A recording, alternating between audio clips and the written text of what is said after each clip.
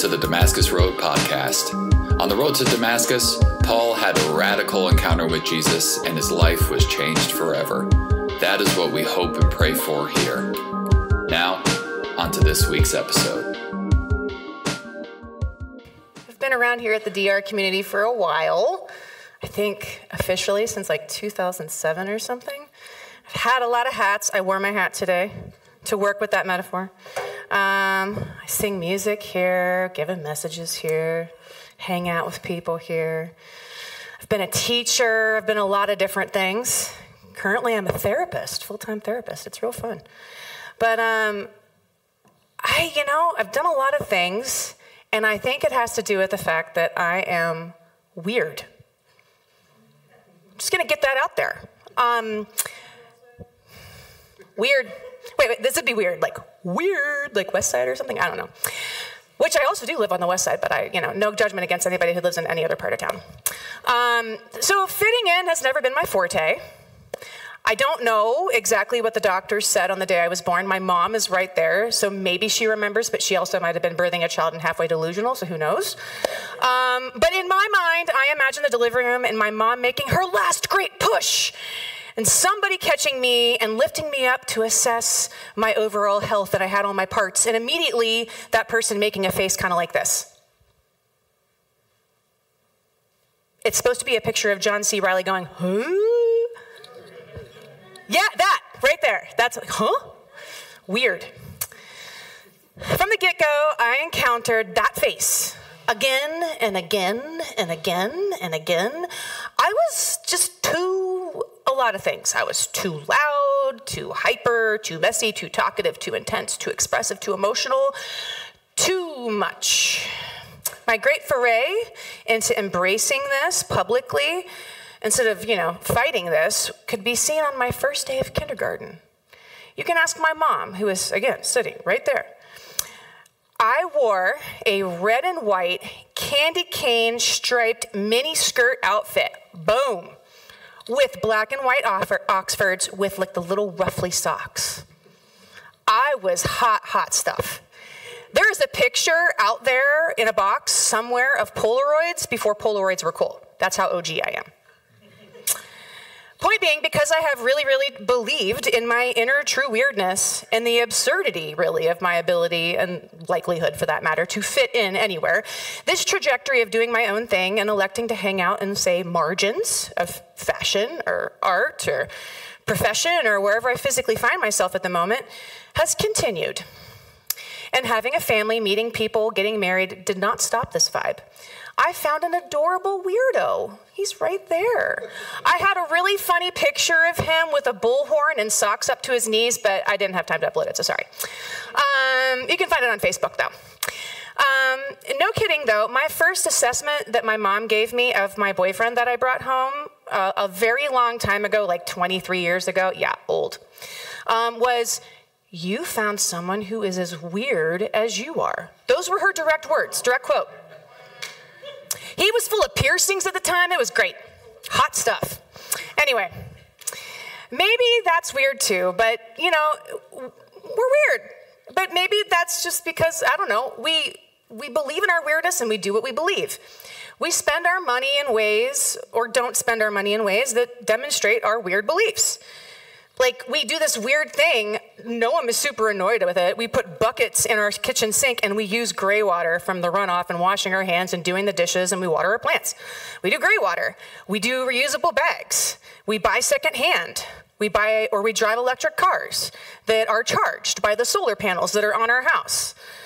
We grow a lot of our own food. We compost. We have chickens. We have baby chickens. We have grown-up chickens. We hatched them ourselves. Serious, okay? These chickens have names, and to reference Megan's reference to Portlandia last week, they do have a high quality of life. I actually have a picture of Greta kissing one, okay? So yeah, no salmonella was made in the filming of that picture. But we care a lot about these weird choices and other choices because they're important to us. Kind of like sports are really important to people from last week. Mike, sorry. So they're important to us until they are not.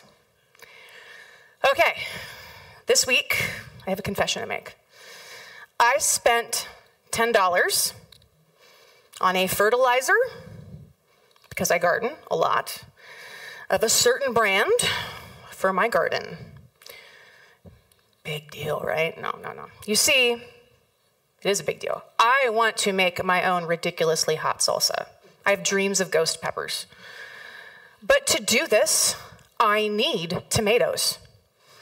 My tomato forest was more a forest of leaves and flowers and not a lot of tomatoes. I was just out there this morning, and I'm pretty sure I consistently have counted 5 the last 2 mornings in a row. And I've got like 16 tomato plants, people. There should be more than that. And they're like this big. They're like weenie tomatoes even. It's terrible. So after a lot of daily watering and free coffee grounds from Starbucks and composting and companion planting and smearing lemongrass oil all over our homemade bee hotel, weird, I'm telling you, to invite native pollinators to the garden, you're getting the picture. I don't have tomatoes. I still don't have tomatoes, and they needed a little boost. So I bought the fertilizer of ill repute. Aaron is making noises back there because he knows it's a big deal. Okay, this certain brand will go unnamed. Let's call it Voldemort, I don't know. But let's just say that the brand is made by a corporation that has a lot of connections to a lot of situations in a lot of places around the world that are not so supportive or fair. I had a moment of weakness. My husband Aaron came home from work this week and saw the fertilizer, I won't even give you colors because you'll know what it is, sitting in its airtight plastic wrap package, and asked me when I got home if I realized what I had done. And this is the face he made. He was serious. He was not happy. I think my response was, because I went for my angle, because, money. But it was only $10. The other option was $60. Which is ridiculous, true. But the point is, my husband was right. I did not do what I believed. I did what was cheaper than $60 worth of potassium pellets and easier than eating several bunches of bananas in the course of a week to make potassium tea. Which we are doing that now. Yeah. That's as of yesterday. That's 24 hours. And Noam ate more bananas this morning. It's pretty impressive. The point is, I am not the OG weirdo that I claim to be. I have had very recently a breach in my integrity. My doing did not line up with my being who I thought I was. And I did it for salsa. I imagine that I am not the only person in this room who has made a tiny decision, heck, maybe a big one, because it was easier or cheaper or more socially acceptable to the context. Context is vitally important. Justice is what love looks like in public. Dr. Cornel West is famous for asserting this, and I am pretty sure I've quoted his saying this more than once in past messages. Public is a context. Our public behavior, the behavior we engage in when other people are looking, is cultural. And culture is important. Megan talked about this in her message last week. The people in the Corinth church who we're going to read about today, they were quite aware, very aware of public expectations to look a certain way, sound a certain way, talk a certain way, and they did their best to puff themselves up with the mode of the times. But we're going to explore this today. Spiritual maturity, which is one of the biggest aims of Paul's letter to the Corinthians, requires integrity. And integrity is what our behaviors look like, or what love looks like, whether people are looking or not. There's this old idiom, phrase, when the cat's away, the mice will play. As humans, or cats, in this case, apparently they have gross milk, or at least they are suspected to have gross milk. We do better, we do safer, we do with more integrity when we are known by someone who can spot us when we stumble, and maybe like my husband did when he saw the fertilizer of ill repute, gently but directly call us out when we do something that is counter to who God's made us to be. But what if we don't allow ourselves to be known? Like, can't we get around that uncomfortable stuff? Like, you'll just stay back here, right? We don't allow ourselves to be known. What happens to our integrity as people who follow Jesus if we don't or can't? I don't know if can't thing. I don't know. Or won't admit to ourselves where we've messed up and we don't or can't or won't get feedback from others in the context of a loving community. What happens? What happens when we literally and or figuratively plug up our ears and stop listening to one another as fellow image bearers of God and followers of Jesus? What happens when, after a lot of not listening to one another, we become a culture of, say, serial church shoppers and just up and leave our church families every time we get too uncomfortable to listen to each other, tell each other what is getting in the way of us connecting to one another and what we need? This kind of systemic isolation was a key problem in the early church in Corinth, in both ways, big and small. And I actually kind of think that it speaks loudly to us as Jesus followers in 2024. So let's think about this. How did the Corinthian church become isolated from one another? And why was it a big deal? Okay, so a little bit of context. This was like an 18-month-old church. It was a baby church. Like, Paul had been there for 18 months, and when he writes Corinthians, he's in Ephesus, and he just left. He's like doing the thing in Ephesus now, but he was just there. Okay, so this baby church, okay? Not even a full sophomore in college, like just started. So he responds to this question of it being a big deal, what was happening, pretty quickly out of the gate as far as the letter of Corinthians is concerned. So let's begin by taking a look at Paul's first appeal. Now, I am not sure about how many of these verses are actually going to be up here. So this is my quick little side note that if you've got your paper Bibles or you got your YouVersion or whatever you like to use on your phone, check it out, get it out, be ready to go. I'll tell you where to go. I'll say it in here, but in case it's not up there, be at the ready, if that's your thing. So let's begin by taking a look at Paul's first appeal, listed in 1 Corinthians in chapter 1, verses 10 through 17. I want to make a note here. Only a few lines after he quickly cites his position, so this is like where we start reading, is right after he says, I am here writing to you who are there. So he names his position. He's like, and I'm this guy that I've been appointed by God, by this person. Like, he kind of gives his resume and he gives like his GPS location. That's pretty much what he does. So it's real brief. And then whew, he goes into this. Names his audience, and then he shares his gratitude. Oh, it's kind of like there's another name for it, but like a poop sandwich. Like, he does the nice stuff, and then boom, he's going in for the stuff. So he says gratitudes. He's like, oh, thank you. I'm so appreciative of you. Thank you for all the wonderful things that you do. And boom, then he starts. It's like a couple of paragraphs. It does not take him long. So he gets to the point pretty quickly this way. He says, I appeal to you, brothers and sisters, in the name of our Lord Jesus Christ, that all of you agree with one another in what you say, and that there be no divisions among you, but that you be perfectly united in mind and thought. Whew. So, a few things here. First, the word appeal. At the very least, we can read, we understand, we communicate with people by verbiage. We know that means to ask. But that is not the word that is in here. It is not the word ask that is being used. Instead, it's a word, appeal. They use that in court. It's a word that connotes pleading, begging, imploring, beseeching. It's a word that's used in urgency and in discomfort. And Paul is wasting no time addressing it right off the bat and implying his emotions, really, in the meantime. This is important. Not only that, but in the Greek, which is the language that Paul is speaking in, appeal is this word parakalo, and I'm probably saying that wrong, but it looks like parakalo. And that means literally to call near or to invite. Okay?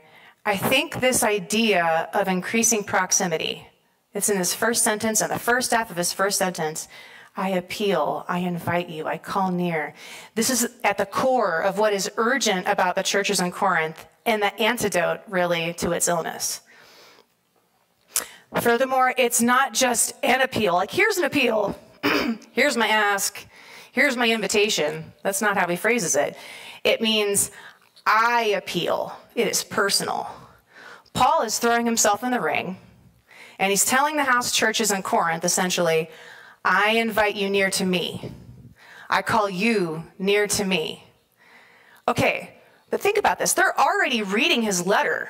Like, when's the last time any of you ever got a letter from somebody? Like, if you get a letter from somebody in the mail, it's a big deal. If you walk into your bedroom and there's a letter on the pillow, it's a big deal. It's personal by nature, okay? They're reading a letter to him, but he's going even more personal by saying, hey, come close to me. I'm inviting you in. Why would increasing proximity, though, be important? Let's find out by reading a little more in verses 11 through 13. My brothers and sisters, some from Chloe's household have informed me that there are quarrels among you. What I mean is this. One of you says, I follow Paul. And another says, I follow Apollos. And another, I follow Cephas. And still another, I follow Christ. Is Christ divided? Was Paul crucified for you? Were you baptized in the name of Paul?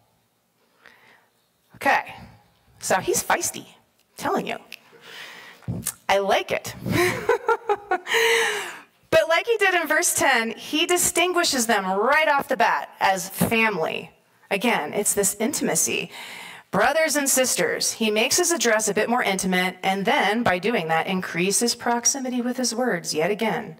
And then at last reveals what's so urgent. The house churches are struggling to communicate with one another.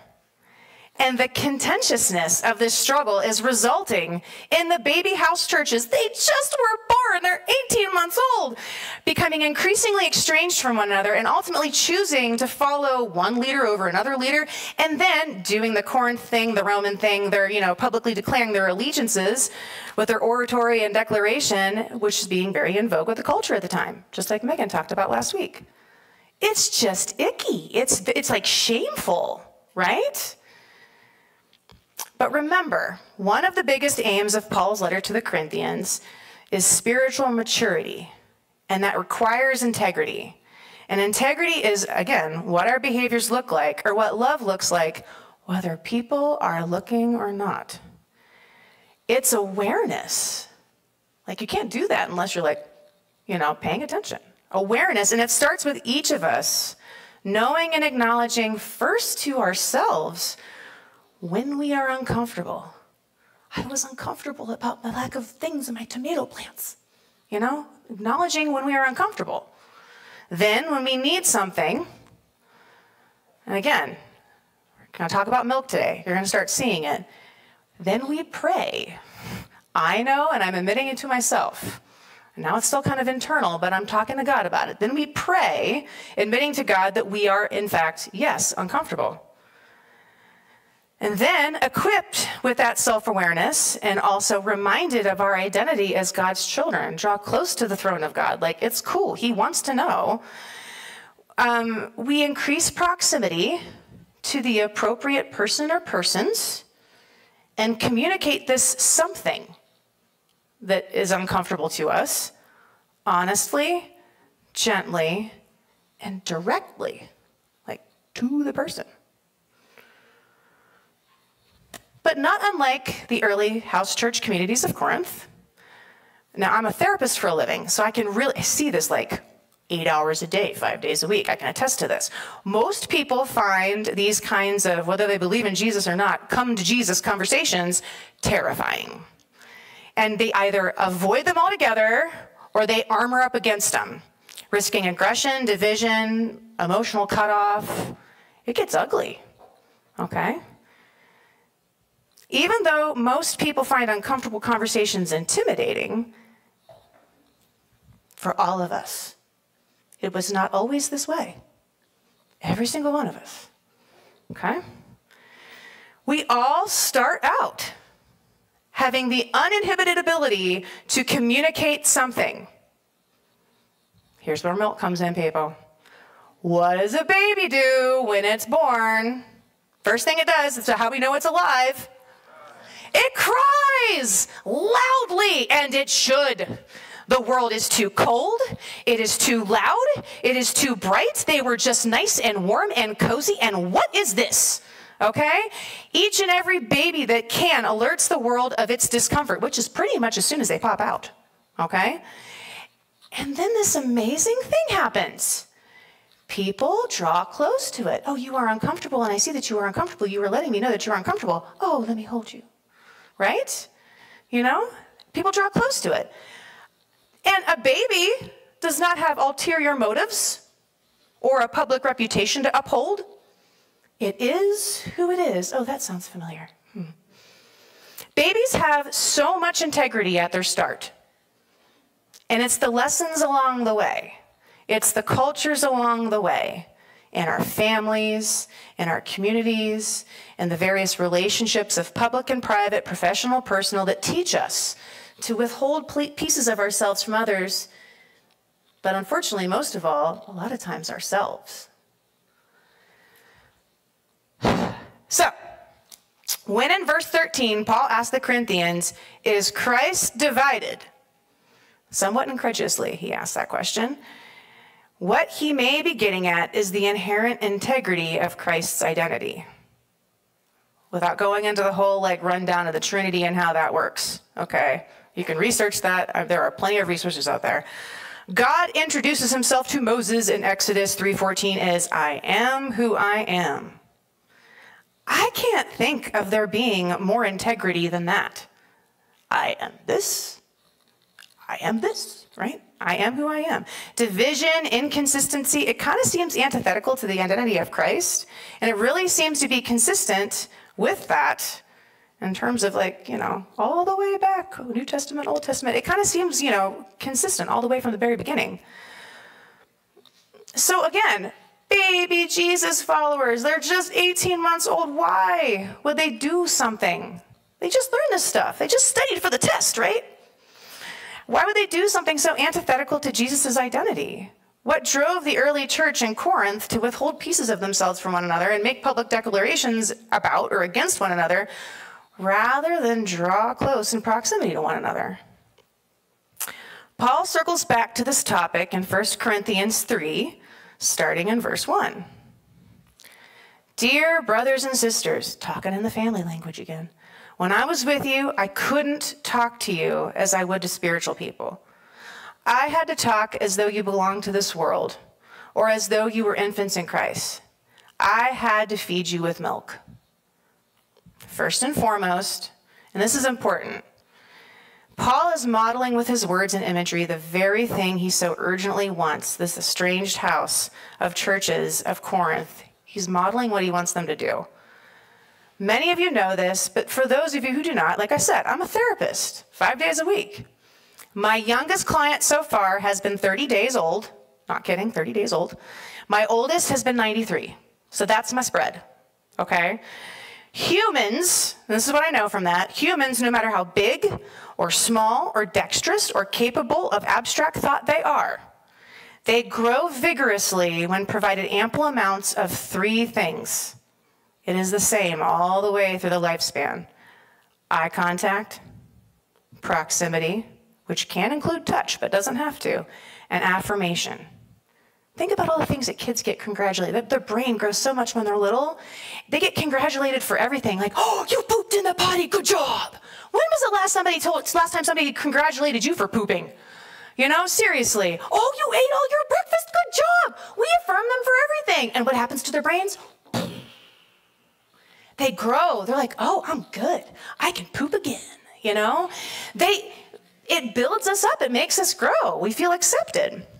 So eye contact, proximity, and affirmation. So the same is true, not just for human development, but for relational development. Relationships flourish when there's an abundance of these three things. So led by the Spirit, Paul establishes proximity once again, modeling the stuff, drawing toward them once again by calling the Corinthians brothers and sisters. Then he takes it a little further, a little closer, and he recalls their history with them. Okay, this is like the expecto patronum charm. I'm imagining and remembering that I am loved by people. Now I've got a cool ghost. okay? Like, it's powerful. It works against depression. It works in Harry Potter. It works. He's like, hey, remember? I was just with you, like, a couple months ago, remember? So he's taking it closer. He's recalling this time, asking them to remember when he was with them. And then Paul really puts himself out there. He acknowledges his own discomfort, and he communicates his something, honestly, gently, and directly, by staying in his vantage point. He says, I couldn't talk to you as I would to spiritual people. I had to talk as though you belonged to this world or as though you were infants in Christ. I had to feed you with milk. Okay, for all of the people who speak English, what pronoun do you hear a ton in there? I. Look at all those I statements. I'm so proud. He went to therapy. He's being honest, and he's owning his own actions. He's even owning his motives. He's being very transparent. I couldn't talk this way. I had to talk this way. I had to feed you this way. And second, he's saying all of this while employing this lovely, gentle image of a nurturing mommy who's nursing her infant.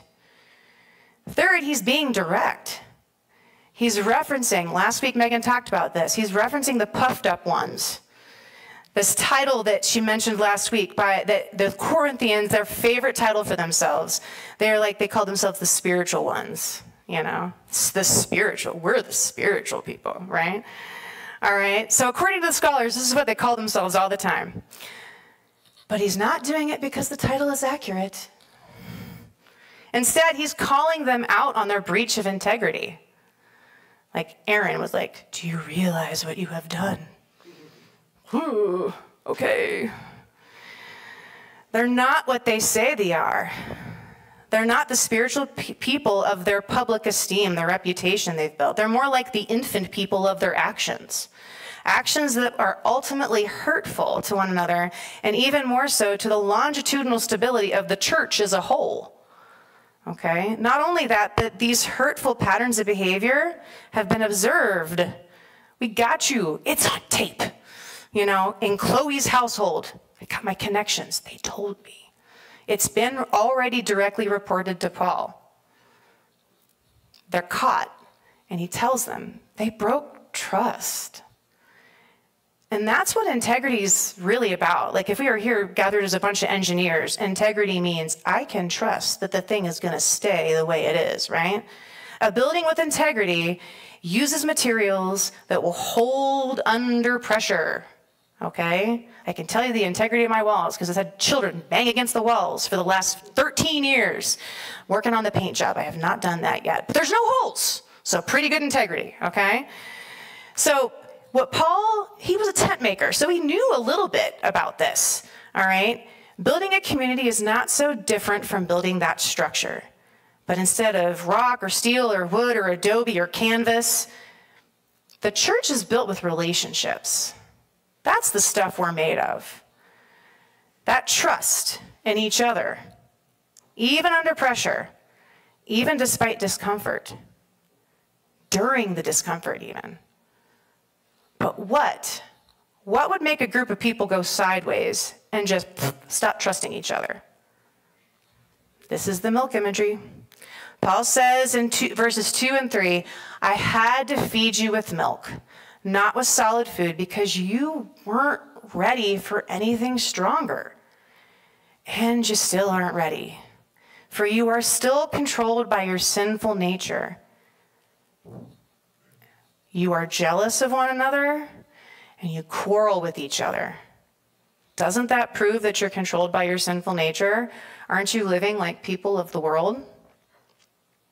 As we saw in our wonderful educational video at the beginning, milk to one's young is simply delivered, easily digested, and highly, highly nutritive. It's given, when it's given again and again and again, it builds trust and bonding between child and parent. It's this act, it's giving of oneself, and speaking as a mom who's breastfed both of her kids, it is uncomfortable at first. I'm very, very thankful for lanolin oil. Okay, it's uncomfortable at first, but it's for a good reason. It's in the effort to be compassionate toward the needs of another person who needs it. and is vulnerable. And breastfeeding, if one's fortunate enough to be able to do it, it's so weird. It's like, I realized this actually as I was writing this message. Okay, so like this is like for me too, so I don't know if it's gonna blow your mind. It has the ability to provide as long as the child needs it. Okay, there was that Time magazine cover of the woman who was like breastfeeding her child when they were like 4, and everybody's like, oh my God. But okay, regardless of whether or not you think that's weird, oh my gosh, she kept making breast milk for like 4 years. Okay, that's a long time. I know people can do longer. It's awesome. How is that even possible? Okay, but as long as the child needs it, as long as the child makes their needs known, and then takes what they need, is given what they need when they need it, it keeps coming. Think about that. I have a need, poof, okay. I have a need, poof, okay. Over and over, it's like magic, okay? If the child presents their need and that need is answered, the milk comes into the exact proportion that it is needed. The miracle, and I'm not using that word lightly, of milk is anti-scarcity. God's economy, if you will. Jealousy, which Paul is talking about in the verse, at its heart is this state of not being okay enough exactly as you are. I'm not enough, I'm not enough, I'm not enough. Jealousy makes us instead want to have something else instead. Be someone else instead. Jealousy is often this fear of not having enough of whatever it is, whether it's a phone or a pair of shoes or the right haircut or clear skin or, I don't know, a house that's 2,000 square feet. I don't know. All the things that people say they want. Not enough. And it says a lot about culture dictating whatever the it is that is in. Like being super spiritual, or in the case of the Corinthians, being super spiritual or super clever with words. But sometimes it's also a fear of not being it enough. You know, like the it girl. Like that's the thing that people say, right? Jealousy leaves us fearing that at our core, we aren't good enough. Jealousy then does one of two things, sometimes both. Takes what one longs for by force. Well, I gotta get that. Like, you know, what is it? Swiping, no swiping. You know, like, no, don't stop the swiping. Like, what do we do? Oh, no, I gotta get it. I gotta be first in the Black Friday line, and I'm gonna act like I'm 4 and you know, do crazy stuff, and stores get broken, and it's weird. Every single year this happens. People act like this, you know, but we take things by force. We shame people. It's force with words, force with behaviors, force with physicality. It's the same kind of thing. So that's one way, take things by force. And on the other end of the spectrum, there's all the agency over there. And on this other end of the spectrum, it paralyzes us. Okay, maybe we did a whole lot of this and we're like, oh God, I'm tired of fighting. And then we just give up. It paralyzes us from asking what we really need. And this really happens to babies too. There's that video footage of kids in the Russian orphanages who, they stopped crying. This will make me start to cry. I've watched that video so many times as a therapist, and every time I watch it, I'm like, oh God. Like, the babies stopped crying. Babies can learn that early on that nobody's coming for you. But the thing is we're not that different. We struggle with that. We think that nobody's coming for us. And so we don't ask for what we really need because we don't think that somebody's actually going to give it to us. But this is not milk. Building relationships and a community of integrity, of spiritual maturity, it requires us to become like babies.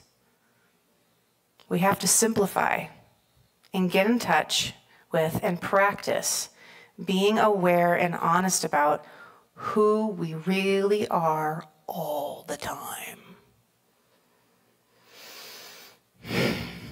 Spiritual maturity in the community, beginning within each of us as individuals, is dependent upon us building trust again and again and again, and choosing, even though it is weird and uncomfortable, choosing to draw in proximity to one another and be people of integrity, seeing each other for who we really are and sharing what we really need, and affirming one another through our words and actions that are meaningful, even when it gets really uncomfortable. It's leaning into one another's gifts and support rather than leaning away for the fear of not being good enough or worthy of our needs being met.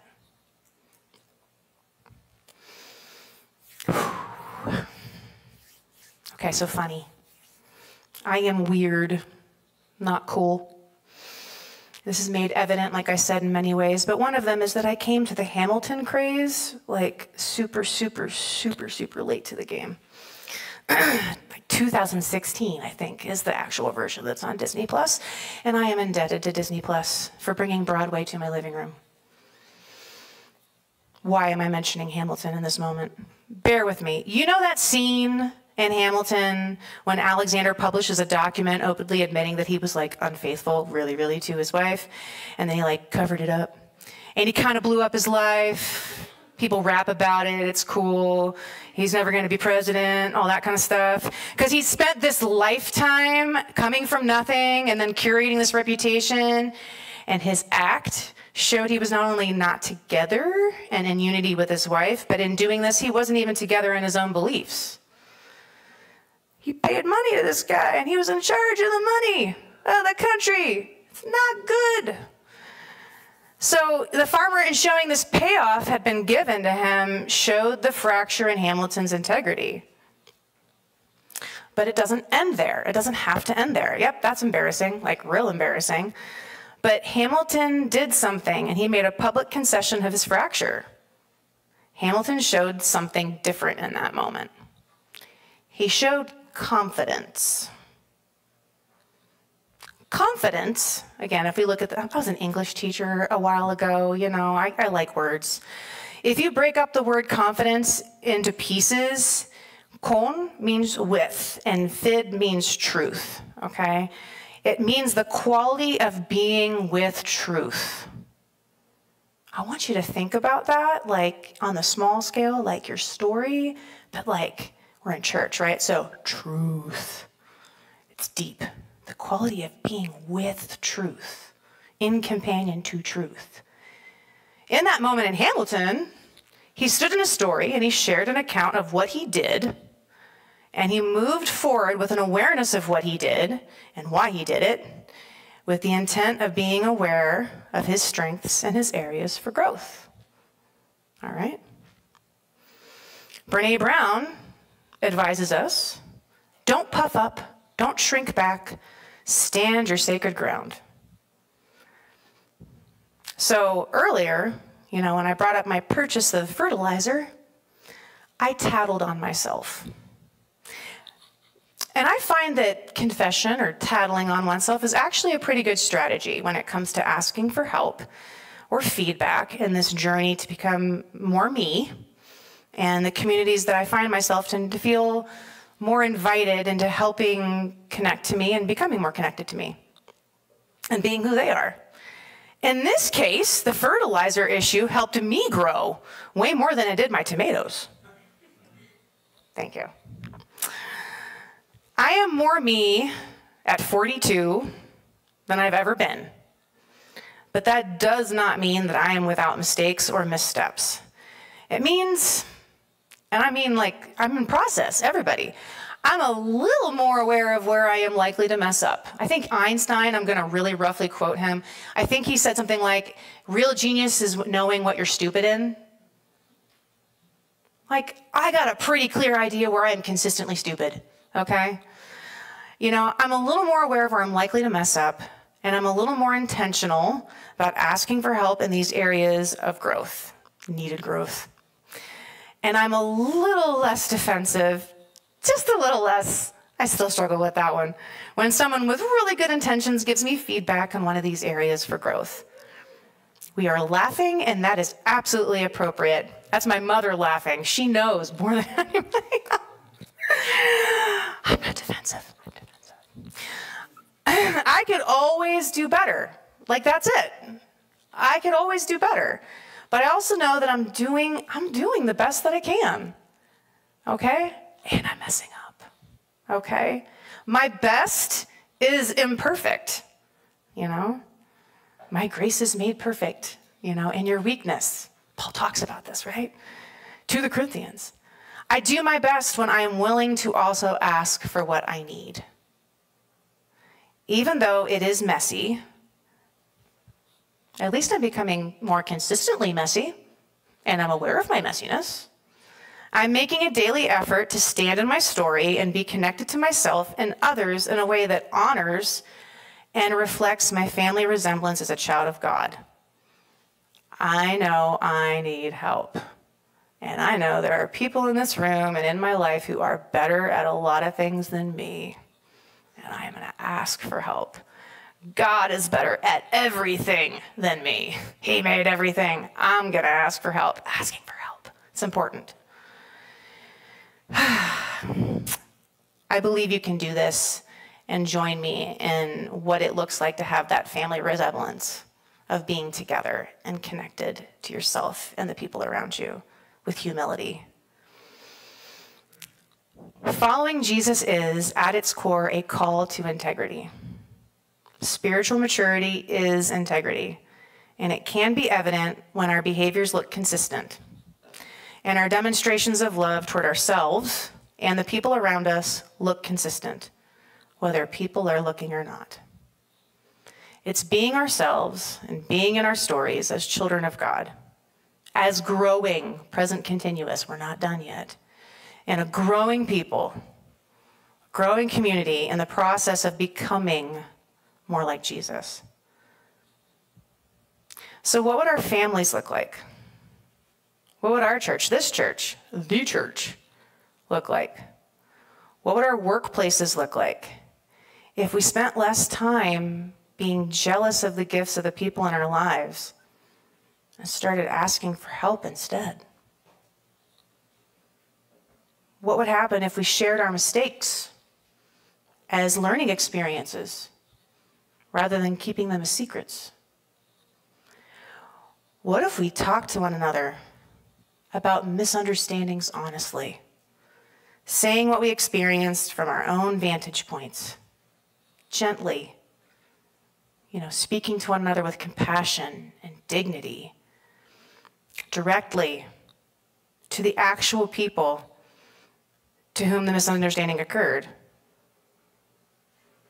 What would that look like? What would the communities we call home or work or church look like if we all set an intention of being more connected to the people around us? Just that. I'm going to be more connected.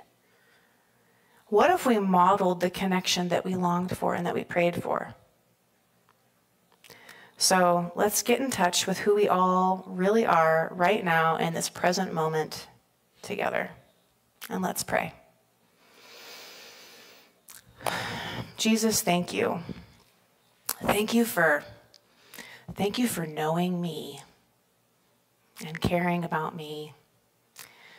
Thank you for the chance today, after the weekend I've had, to stand in front of this group of amazing people, some of which I know and some of which I don't, and offer to you the invitation that is exactly right now for them to be and need as exactly who they are right now. Thank you for that grace. I can't even tell you, I don't understand it entirely, God, but I appreciate your grace and how it meets us exactly where we're at. I appreciate it so much.